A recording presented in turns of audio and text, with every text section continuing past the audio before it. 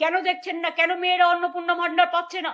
যারা অন্নপূর্ণা ভান্ডার থেকে বঞ্চিত হয়েছেন, এলাকায় এলাকায় গিয়ে মা বোনেদের কাছে ফর্ম ফিল আপ করেছিলেন এবং প্রতিশ্রুতি দিয়েছিলেন বিজেপি জিতলে, ক্ষমতায় আসলে তাদের অন্নপূর্ণা ভান্ডার দেবেন।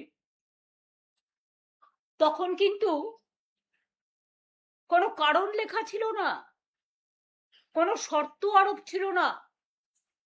যতদূর আমি দেখেছি, মানুষকে প্রতারিত করা হয়েছিল। আমি বারবার বলতাম, যে কথা আজও বলছি, যে আমাদের সরকার থাকলে লক্ষ্মীর ভান্ডার আজীবন চলবে। কেন দেখছেন না? কেন মেয়েরা অন্নপূর্ণা ভান্ডার পাচ্ছে না?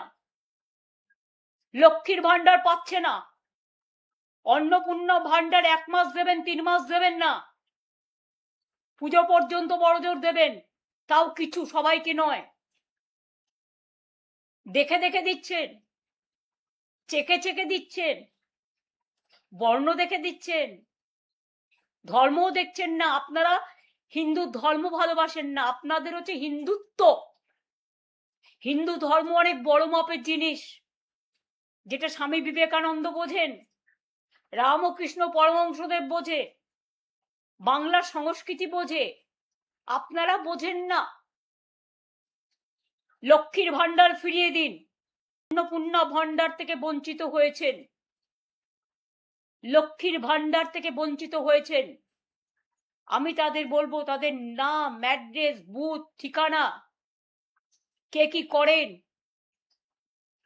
কেন ক্ষমতা থাকা, যোগ্যতা থাকা সত্ত্বেও পাচ্ছেন না, তার লিস্ট পাড়ায় পাড়ায় নিজেদের মধ্যে সংগ্রহ করুন। আমরা আগামী দিন নিশ্চয়ই কোনো সিস্টেম করব, সেই সিস্টেমের মধ্যে দিয়ে আমরা এগুলোকে জোগাড় করব এবং আপনাদের সাথে পুরোপুরিভাবে আমি আছি, ছিলাম এবং থাকবো।